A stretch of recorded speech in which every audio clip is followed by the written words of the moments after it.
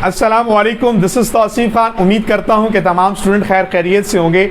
आज हमारा आर्टिकल है फर्स्ट ईयर फिजिक्स का chapter number 4.1 article work done by constant force. तो व्हाट इज़ वर्क? क्या डेली लाइफ में हम जो काम करते हैं फिजिक्स के अकॉर्डिंग वो काम की डेफिनेशन सही है या नहीं है?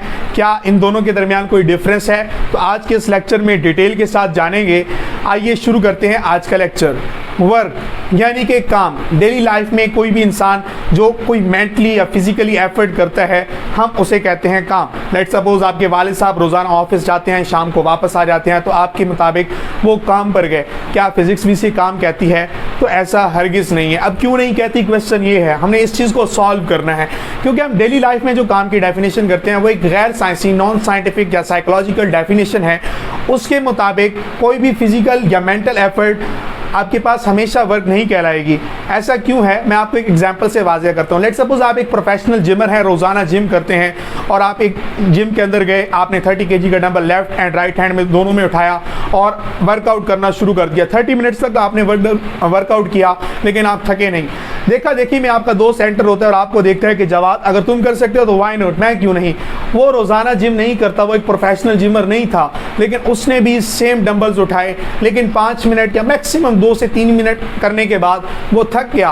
तो ऐसा देखें कि सेम सिचुएशन है, सेम वेट है, एनवायरनमेंट भी सेम है दोनों के लिए, लेकिन एक ही काम है जो आप कर रहे हो, आप नहीं थक रहे, लेकिन आपका दोस्त जो कि 2 से 3 मिनट में थक गया।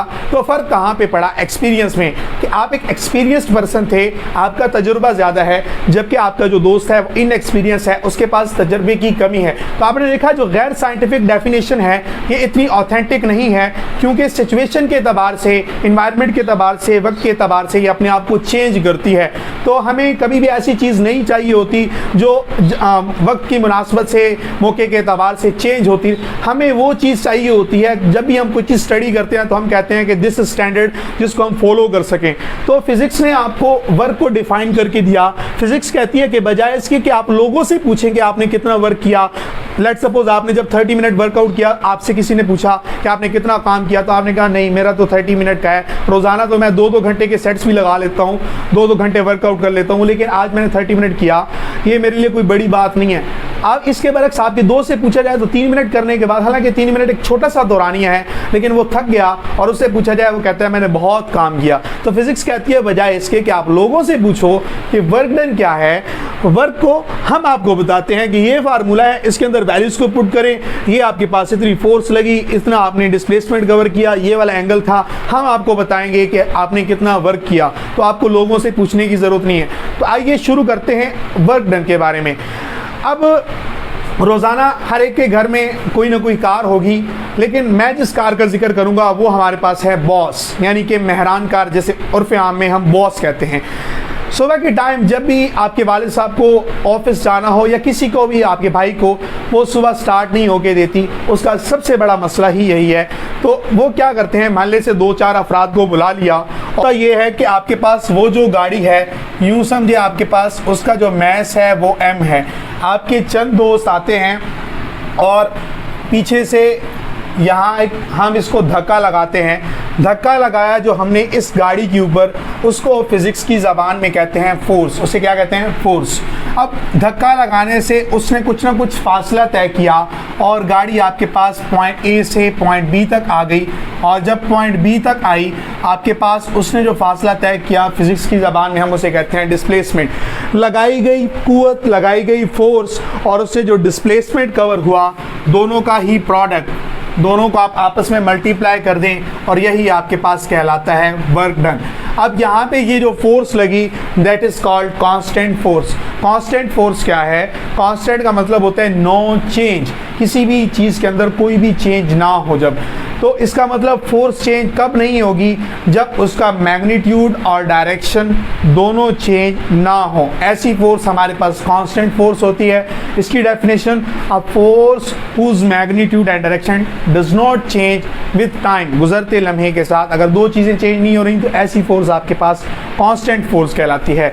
तो अब ये जो फोर्स और डिस्प्लेसमेंट दोनों का जो डॉट प्रोडक्ट है, यही प्रोडक्ट आपके पास कहलाता है वर्क डन। मैंने यहाँ पे वर्ड इस्तेमाल किया डॉट प्रोडक्ट। डॉट प्रोडक्ट क्या है? Dot product is not a simple product, it is a special product that use in physics. And dot product को आप डिटेल के साथ पढ़ेंगे चैप्टर नंबर 2, लेकिन हम आपको यहाँ पे थोड़ा सा फील दे देते हैं। डॉट प्रोडक्ट का दूसरा नाम एक स्केलर प्रोडक्ट है, और मैंने पहले ही बताया कि डॉट प्रोडक्ट एक स्पेशल प्रोडक्ट है। जैसे आपका दोस्त आपके पास आता है और आप दावत पे आते हैं, आप घर आते हैं, अम्मी को बोलते हैं कि मुझे एक स्पेशल प्लेट बना के दें ताकि मेरा दोस्त आया कल को वो मेरे पे हंसे नहीं। तो यही वजह है कि यहाँ पे जो प्रोडक्ट है is not a simple product, this is special product. अब ये प्रोडक्ट, इसका काम क्या होता है थोड़ा आगे जाके मैं आपको एक्सप्लेन करता हूँ। फिलहाल वर्क डन पे फोकस करते हैं कि लगाई गई फोर्स और डिस्प्लेसमेंट, इनके दरमियान जो प्रोडक्ट है that is called dot product, other name is called scalar product, और इन दोनों का डॉट प्रोडक्ट की आपके पास कहलाता है वर्क डन, और वर्क डन को हम जाहिर करते हैं W के साथ। अब ये कब आपके पास फार्मूला एप्लीकेबल होता है? ये फार्मूला तभी एप्लीकेबल होता है जब आपके पास फोर्स और डिस्प्लेसमेंट दोनों की डायरेक्शन सेम हो, यानी कि फोर्स भी इस जानिब लग रही है और डिस्प्लेसमेंट भी इसी जानिब कवर हो रहा है। तो इसका मतलब फोर्स और डिस्प्लेसमेंट जब दोनों एक डायरेक्शन में होंगे तो एक दूसरे के पैरेलल होंगे, तभी आपके पास ये फार्मूला वर्क करेगा, अदरवाइज वर्क नहीं करेगा। तो आपका क्वेश्चन हो सकता है क्या डेली लाइफ में हम जितनी भी फोर्सेस लगाते हैं क्या वो आपके पास हमेशा पैरेलल होंगी? अगर पैरेलल होंगी तो इसका मतलब अकॉर्डिंग टू द फिजिक्स आपने काम किया है, अगर वो पैरेलल नहीं है तो आपने काम नहीं किया। ऐसा नहीं है, हम ऐसा अगर सोचने लग जाएं कि हमने हमेशा पैरेलल फोर्स लगानी है क्योंकि हमने फिजिक्स के अकॉर्डिंग काम करना है, तो फिर तो फिजिक्स फेल हो जाएगी। तो पैरेलल की शर्त नहीं है। क्यों? अभी आपको एक डायग्राम से वाज़ेह करते हैं। जब हम छोटे थे तो हमारे वालिद साहब हमें एक ट्रक लेके देते थे लकड़ी का बना हुआ, आज भी मार्केट के अंदर कभी कभी नज़र आ जाता है। होता यह है कि बच्चे सारा दिन ना उसको चला रहे होते हैं फर्श के ऊपर, कोई भी खिलौना ले लें आप। अब जब शाम को थक जाते हैं ना तो उसके साथ एक डोरी बांध देते हैं, फिर वो सारा दिन उस डोरी को खींच रहे होते हैं और आगे को जा रहा होता है, वो जो भी खिलौना है मूव कर रहा होता है। तो सिंपल से देखें, आपके पास ये वो वाला खिलौना है जिसका भी मैंने जिक्र किया, उसके साथ एक बच्चे ने ये वाली जो डोरी बांधी, इसी के ऊपर फोर्स लगाता है। फोर्स लगाने के नतीजे में ये जो आपके पास खिलौना है आगे को मूव करता है ज़मीन के ऊपर, जिसे हम एक्स एक्सिस कहते हैं। तो ये आपके पास उस डोरी की मदद से जो फोर्स लग रही है उसे हम एफ से ज़ाहिर करते हैं, और ये ज़मीन के ऊपर जो फासला तय कर रहे हैं उसे हम डिस्प्लेसमेंट यानी डी कह देते हैं। यहाँ देखें आपके पास अब जनरल कॉन्सेप्ट तो ये है कि फोर्स की डायरेक्शन में ही आपके पास डिस्प्लेसमेंट कवर होना चाहिए था, लेकिन ऐसा नहीं है। हालांकि फोर्स की डायरेक्शन ये है और डिस्प्लेसमेंट की डायरेक्शन ये है। इसका मतलब यहाँ पे जो फोर्स लगी वो किसी न किसी एंगल पर लग रही है। अब एंगल पर लग रही है तो इसका मतलब हमें इस फोर्स का ये जो कंपोनेंट है, ये टोटल फोर्स अब इस्तेमाल नहीं हो रही वर्क डन के अंदर, बल्कि इस फोर्स का कुछ हिस्सा आपको डिस्प्लेसमेंट के अंदर यूज होता हुआ दिखाई देगा अकॉर्डिंग टू द फिजिक्स। अब इसको हम जस्टिफाई कैसे करते हैं? हम यहाँ पे जो फोर्स का कंपोनेंट होता है उसको रिजॉल्व कर देते हैं इनटू देयर रेक्टेंगुलर कंपोनेंट्स, उसको एक अमूदी कंपोनेंट्स में तहलील कर देना। लेट्स सपोज कैसे, ये आपके पास एक फोर्स का वेक्टर है, जब हम इसको रिजॉल्व करेंगे दो ही कंपोनेंट बनेंगे, एक एक्स एक्सिस और एक वाई एक्सिस। तो एक्स एक्सिस बिल्कुल ये जो ब्लैक लाइन है इसी के ऊपर एक रेड लाइन भी लगा देता हूँ मैं। ये आपके पास जो कंपोनेंट बनेगा that is called F x, और यहाँ आपकी बुक वाले ने एफ कॉस थीटा की वैल्यू ली हुई है, और अगेन आपके पास ये जो आपके पास कंपोनेंट बनेगा दैट इज एफ वाई। तो दो ही कंपोनेंट्स बनते हैं जब हम फोर्स को रिजॉल्व करते हैं। अब हमने देखना है कि फोर्स का वो कौन सा कंपोनेंट है जिसकी वजह से वर्क डन हो रहा है। अभी मैंने एक कंडीशन बताई थी कि वर्क डन तभी होगा जब आपके पास फोर्स और डिस्प्लेसमेंट दोनों की डायरेक्शन एक होगी।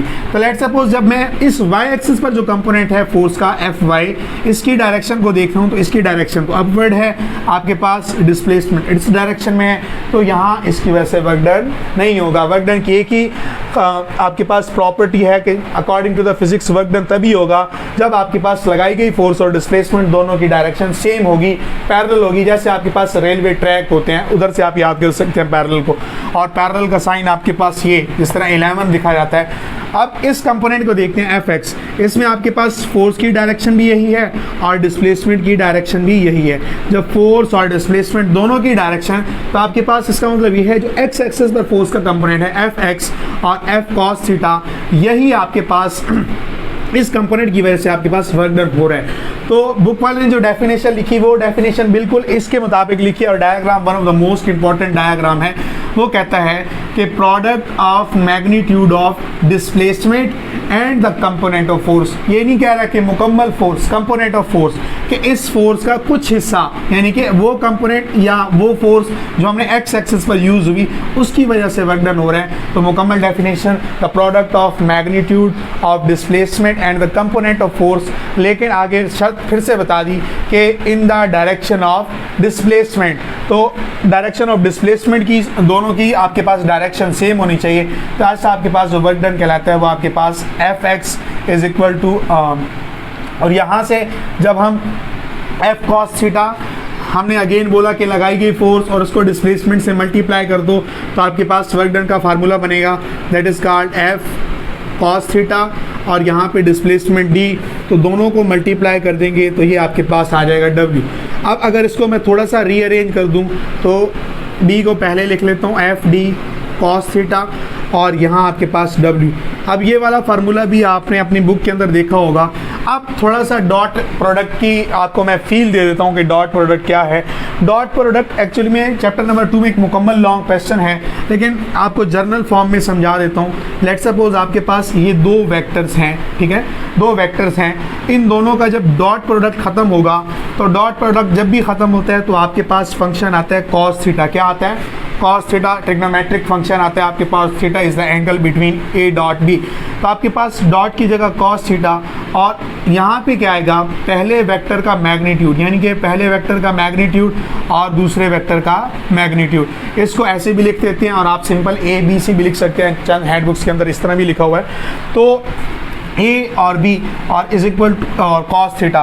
तो ये आपके पास जर्नल फॉर्म है डॉट प्रोडक्ट की। तो यहाँ से देखते हैं कि ये फार्मूला कैसे बना। ये देखें, यहाँ से डॉट ख़त्म किया तो आपके पास कॉस थीटा आ गया, और उसके बाद ये जो आपके पास पहले वेक्टर का मैग्नीट्यूड और दूसरे वेक्टर का मैग्नीट्यूड, जब हम इसको आप मॉड की फॉर्म में भी लिख सकते हैं और इस तरह से भी लिख सकते हैं। तो ये फार्मूला एक्चुअली में ऐसा लिखा जाता है जब हम डॉट प्रोडक्ट को ख़त्म कर देते हैं। तो ये तो था डॉट प्रोडक्ट के हवाले से। यहाँ से दो डेफिनेशन बड़ी इंपॉर्टेंट हैं कि work is the dot product of force and displacement, ये एक डेफिनेशन है। उसके अलावा the product of magnitude of displacement and the component of force in the direction of displacement. तो ये आपके पास दो डेफिनेशन है, आप दोनों डेफिनेशन कर सकते हैं, लेकिन उससे पहले कांस्टेंट फोर्स की डेफिनेशन आपने लाजमी मेंशन करनी है। आइए देखते हैं यूनिट्स के बारे में कि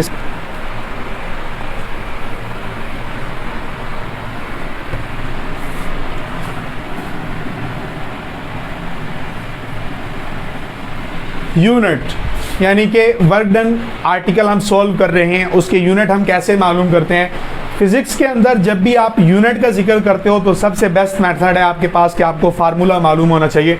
तो मैं आसानी के लिए सबसे पहले यहाँ पे फार्मूला लिख देता हूँ कि हम जानते हैं कि आपके पास फोर्स और डिस्प्लेसमेंट दोनों का प्रोडक्ट ही आपके पास वर्क डन कहलाता है। अब वर्क के जो ऐसा यूनिट हैं वो आपके पास हैं जूल। जेम्स प्रेस्कोट जूल नामी एक साइंटिस्ट है जिसने इसका कॉन्सेप्ट दिया था, और उसने अपनी नाम की मुनासबत से इसके यूनिट रखे, that is called joule. Joule को जाहिर करते हैं आप जे के साथ, और ये one of the most important short question है कि जूल किसके इक्वल होता है। तो फोर्स का आइडिया हमें आइजक न्यूटन ने दिया था, तो आइजक न्यूटन ने अपनी नाम की मुनासबत से इसका यूनिट डिफाइन किया है, यानी कि फोर्स का ऐसा यूनिट आपके पास न्यूटन है और डिस्प्लेसमेंट का यूनिट आपके पास है मीटर। तो एक जाउल आपके पास एक न्यूटन मीटर के बराबर होता है। अब one of the most important definition है पेपर के पॉइंट ऑफ व्यू से भी कि जाउल आपके पास क्या है। जूल को हम कैसे डिफाइन कर सकते हैं। लेट सपोज आपके पास ये आपकी एक गाड़ी है जिसको हम कहते हैं बॉस। हमने जब इसके ऊपर पीछे से फोर्स लगाई, फोर्स लगाने से इसने कुछ ना कुछ फासला तय किया, जिसे हम फिजिक्स की ज़बान में डिस्प्लेसमेंट कहते हैं। अब हमने साथ में बताना है कि हमने जो फोर्स लगाई दैट इज़ 1 न्यूटन, एंड उसने जो फासला 1 न्यूटन फोर्स लगाने के नतीजे में कवर किया दैट इज़ 1 मीटर। तो 1 न्यूटन फोर्स लगाई जब किसी भी बॉडी के ऊपर और उसने 1 मीटर का फासला तय किया, तब आपके पास उस वक्त वर्क डन होगा that is equal to 1 joule. तो आपके पास यहाँ से one of the most important definition है कि when a force of 1 newton is acting on a body, और बॉडी यहाँ पे बॉस है आपके पास, ठीक है, on a body and it covers displacement और displaced it through 1 metre, then work done will be equal to 1 joule. तो आपके पास वर्क डन 1 जूल के बराबर होगा। अब ये जो आपके पास SI यूनिट्स हैं, लेकिन इसके अलावा भी ये आपके पास डिराइव्ड यूनिट्स हैं, बेस यूनिट्स भी आपके पास वर्क डन के आ जाते हैं। बेस यूनिट्स हम कैसे निकाल देते हैं? सबसे पहले हम जानते हैं न्यूटन का सेकंड लॉ। न्यूटन का सेकंड लॉ हम जानते हैं F is equal to ma, m is the mass के SI यूनिट होते हैं kg, और एक्सेलरेशन की यूनिट होते हैं मीटर पर सेकेंड स्क्वायर, और फोर्स के यूनिट आपके पास न्यूटन। तो इस न्यूटन की जगह अगर मैं लिख दूं किलोग्राम मीटर पर सेकेंड स्क्वायर, और ये वाला मीटर भी इसके साथ मल्टीप्लाई हो रहा है, तो ये आपके पास बन जाएगा किलोग्राम मीटर स्क्वायर। ये m और ये m आपस में मल्टीप्लाई हो जाएंगे, और मीटर पर सेकेंड स्क्वायर। ये जो आपके पास ये भी वर्क डन का SI यूनिट ही है, लेकिन ये जो यूनिट है आपके पास ये बेस यूनिट है वर्क डन का। तो आपके पास ये डेराइव्ड यूनिट, ये बेस यूनिट, और दोनों को मिला के क्या बोलते हैं? ये दोनों ही आपके पास SI यूनिट्स हैं। ये दोनों ही आपके पास SI यूनिट्स हैं, और इसी को हम SI यूनिट्स कहते हैं। और इसको MKS सिस्टम के अंदर भी इन्हीं की यही यूनिट्स बनते हैं। अगर आपको MKS सिस्टम में पूछे यूनिट्स वर्क डन के या SI यूनिट्स पूछे, तो दोनों आपके पास ये बेस यूनिट और ये डेराइव्ड यूनिट, और इन दोनों को ही MKS और SI बोलते हैं। हम जानते हैं कि 3 तरह के सिस्टम हैं फिजिक्स के अंदर। ये आपके पास इसके अंदर जो आपके पास लेंथ होता है वो मीटर में, मैस को केजी में, और टाइम को सेकंड में। अब इसके अलावा भी बहुत सारे सिस्टम हैं फिज़िक्स के अंदर जिसमें हम यूनिट्स को डिफ़ाइन करते हैं। उसमें एक है CGS सिस्टम। CGS सिस्टम में क्या होता है कि हम यहाँ पे जो सेंटीमीटर, ग्राम और सेकंड, तो हम इसमें डिफ़ाइन करते हैं। अब वर्क डन का CGS सिस्टम यूनिट क्या होगा, हम आपको बताते हैं। वर्क डन का जो आपके पास यूनिट है 1 अर्ज, और 1 अर्ज बराबर होता है कितने जाउल्स के? 10.-7 जाउल के। ये one of the most important MCQs है, आपके बोर्ड के पेपर में भी आता है कि 1 अर्ज कितने जाउल के बराबर होता है। अब होता ये कैसे है, मैं आपको थोड़ा सा बता देता हूँ कि हम जानते हैं कि फोर्स और डिस्प्लेसमेंट दोनों का प्रोडक्ट ही वर्क डन कहलाता है। वर्क के SI यूनिट होते हैं जाउल, फोर्स के न्यूटन, और डिस्प्लेसमेंट के मीटर। ये तो MKS के अंदर हमने इसको डिफ़ाइन कर दिया। अगर हमने CGS के अंदर डिफ़ाइन करना है, तो CGS के अंदर फोर्स का जो यूनिट होता है वो डाइन होता है। तो इसका मतलब 1 न्यूटन जो बराबर होता है वो 10⁵ डाइन के बराबर होता है, और 1 मीटर के अंदर 100 सेंटीमीटर होते हैं। तो CGS में हम जो लेंथ मेजर करते हैं वो सेंटीमीटर में करते हैं, that is equal to 10⁻⁻² metre, यानी कि 100 सेंटीमीटर। सॉरी, अब ये 10⁻², 10⁵, ये आपस में 10⁻7 हो जाएंगे, और ये आपके पास बन जाएगा डाइन, और ये सेंटीमीटर। डाइन सेंटीमीटर दोनों ही बराबर किसके होते हैं? ये इसको हम कहते हैं अर्ज, और अर्ज वर्क डन का यूनिट है CGS सिस्टम के अंदर। और यहाँ से हम जब 10⁻7 को इस साइड पे लेके आएंगे, ये आपके पास बन गया जाउल। अब 10⁻7 जब इस साइड पे आएगा तो ये बन जाएगा 10⁻⁻7, और यहाँ पे बन जाएगा 1 अर्ज। तो ये आपको इस तरह से भी पूछ सकता है, और आपको ये भी कह सकते हैं कि 1 जाउल किसके बराबर होता है? तो 1 जाउल आपके पास बराबर होता है 10⁻7 डाइन सेंटीमीटर के या अर्ज के, और 1 अर्ज बराबर होता है 10⁻⁻7 जाउल। तो ये आपको MD CAT के अंदर भी MCQs आ सकते हैं, और आपके पेपर के अंदर भी बड़ा इंपॉर्टेंट MCQs है। तो ये वाला MCQs इस तरह से सॉल्व हुआ है, ठीक है। ये आपके पास CGS यूनिट्स आ गए। अब ऐसा नहीं है कि CGS सिस्टम के अलावा हमारे पास जो थर्ड सिस्टम है जो हम फिज़िक्स के अंदर उसको डिफ़ाइन करते हैं, और वो वाला सिस्टम हमारे पास है FPS सिस्टम, यानी कि फुट, पाउंड एंड सेकंड।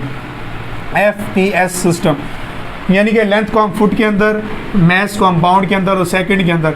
अब फुट जैसे हमारी हाइट होती है 5 फुट 4 इंचेस, और पाउंड का वर्ड आपने सुना होगा, जब भी किसी दोस्त की बर्थडे होती है तो उस बर्थडे को आपने बेकरी के अंदर गए, मार्ट के अंदर गए, उसको बोले जी मुझे बर्थडे का केक देने, पहला सवाल वो आपसे कहता है कि 1 पाउंड या 2 पाउंड। तो एक्चुअली में वो मैथ्स का ही यूनिट है FPS सिस्टम के अंदर, और टाइम का यूनिट सेकंड होता है। वर्क डन का यूनिट क्या है? ये आपके पास वर्क डन का जो यूनिट है FPS सिस्टम के अंदर, दैट इज़ फीट लिबरल। ये आपके पास FPS के अंदर यूनिट है। अब ऐसा नहीं है कि इन 3 सिस्टम के अलावा भी वर्क डन का कोई यूनिट हो सकता है, तो हाँ, इसके अलावा भी यूनिट है कैलोरीज। अब 1 कैलोरी कितने जाउल के बराबर होता है? 4.2 जाउल्स के बराबर होता है। कैलोरीज, ये वर्ड आपने सुना होगा, जो डाइटिशियन है, न्यूट्रिशन के हवाले से एक बायोलॉजिकल यूनिट है। जितने भी हम कोल्ड ड्रिंक्स, बेवरेजेस वगैरह हो गई, कोल्ड ड्रिंक्स हो गई, बेकरी की प्रोडक्ट्स हो गई, उसके ऊपर लिखा होता है 50 किलो कैलोरीज। बेसिकली कैलोरीज भी आपके पास वर्क डन का ही यूनिट है, और इसका भी एमसीक्यूज आ सकता है आपको। ये बराबर होता है 4.2 जाउल्स के बराबर होता है।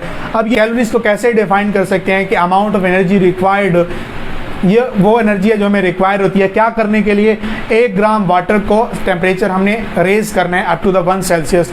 तो ये कैलोरीज एक बायोलॉजिकल यूनिट है जो हम डेली लाइफ में मुख्तलिफ बेकरी आइटम्स के ऊपर ये वाला वर्ड बार बार देखते हैं। लेकिन अकेला कैलोरीज नहीं आता, वहाँ पे किलो कैलोरीज के अंदर, जैसा कि जूस का डब्बा होता है उसके ऊपर भी ये मेंशन होता है, ठीक है। अब ये तो बात हो गई तमाम यूनिट्स के बारे में, पॉसिबल यूनिट्स वर्क डन के। अब हम पढ़ते हैं डायमेंशन के बारे में कि वर्क डन की डायमेंशन क्या है। डायमेंशन को थोड़ा डीपली देखते हैं। लेट्स सपोज आपकी बॉडी में 3 चीज़ें बड़ी इंपॉर्टेंट हैं। आपका दिल, जिसके बगैर आप ज़िंदा नहीं रह सकते। आपका जिगर, very very important for your life. और उसी तरह आपके गुर्दे दोनों आपके पास मौजूद होंगे तो आपकी ज़िंदगी मुमकिन है। बिल्कुल, जब भी हम फिज़िक्स के अंदर डायमेंशन का जिक्र करते हैं तो डायमेंशन के अंदर 3 चीज़ें बड़ी इंपॉर्टेंट हैं। सबसे पहले सारे बच्चे हेडिंग लगाएंगे डायमेंशन की। डायमेंशन को आसान या उर्दू ज़बान में कहते हैं जिसामत। ये आपको बताती है कि कौन सी बेस क्वांटिटी कितनी बार यूज़ हुई है। जैसे 3 चीज़ें मैंने आपको गिनवाई हैं आपकी ज़िंदगी के लिए। डायमेंशन के लिए 3 चीज़ों का होना बड़ा ज़रूरी है। एक मैस, दूसरा लेंथ, और तीसरा आपके पास है टाइम। अब मैस का जो कैपिटल M है इसको इससे ज़ाहिर करते हैं, इसको कैपिटल L से ज़ाहिर करते हैं और इसको T से ज़ाहिर करते हैं। और एक बात बता दूं आपको, जब भी आपने डायमेंशन को सॉल्व करना हो फिज़िक्स के अंदर तो याद रखिएगा आपको उसके बेस यूनिट्स के बारे में पता होना चाहिए। अभी मैंने आपको थोड़ी देर पहले बताया कि वर्क का ऐसा यूनिट होता है जाउल, और जाउल भी आपके पास एक यूनिट है और that is derived unit which is equal to Newton metre.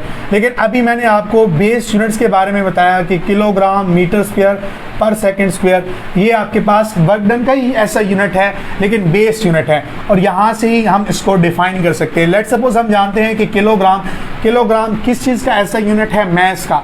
Mess को हम जाहिर करते हैं डायमेंशन में कैपिटल M के साथ, तो वो हमने लिख दिया। अब किलोग्राम की पावर क्या है? 1 होती है, अंडरस्टूड होती है, हम वो नहीं लिखते। अब लेंथ यानी कि लेंथ का ऐसा यूनिट होता है मीटर। मीटर की पावर 2 है तो आपने इसकी पावर भी 2 कर देनी है।